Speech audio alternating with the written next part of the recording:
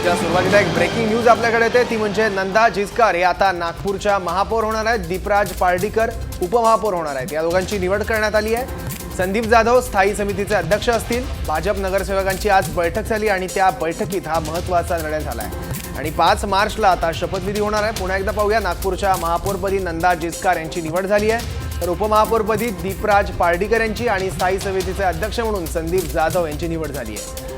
आज भाजपच्या नगरसेवकांची नागपूरमध्ये बैठक झाली आणि या बैठकीत हा निर्णय घेण्यात आला आहे. 5 मार्चला आता शपथविधी होणार आहे. नागपूरचा महापौर नेमका कोण होणार याकडे सगळ्यांचं लक्ष होतं.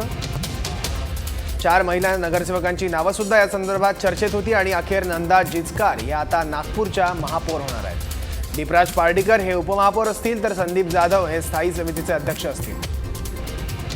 याबद्दल आणखी माहिती घेण्यासाठी आपले नागपूरचे ब्युरो चीफ गजानन उमाटे आता आपल्यासोबत आहे. गजानन, नंदा जिचकार हा भाजपचा एक महिला चेहरा म्हणून समोर येत आहे. 4 नावं एकूण चर्चेत होती आणि नंदा जिचकार हे आता नागपूरच्या महापौर होणार आहेत. काय सांगशील आज जे चेहरे भाजपने निवडले आहेत त्या तिन्ही चेहऱ्यांबद्दल?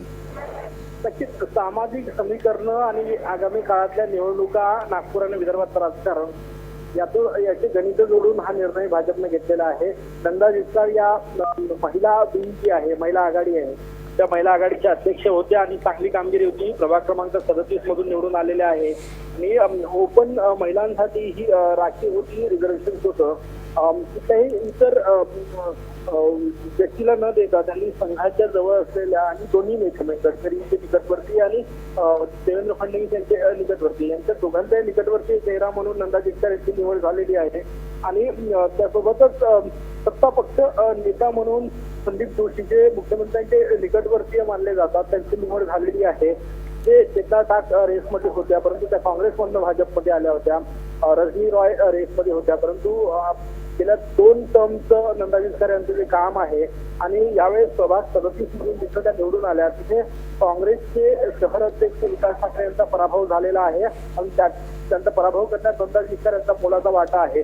त्यामुळे भारतीय जनता पार्टीला नंदा जिचकार यांना हे दिलेलं हे मोठं गिफ्ट म्हणावं लागेल. निवड समितीतही त्या होत्या आणि शहरात भाजपची महिला विंग ऍक्टिव्ह करण्यासाठी ती वाढवण्यासाठी नंदा जिचकार यांचं मोठं काम आहे.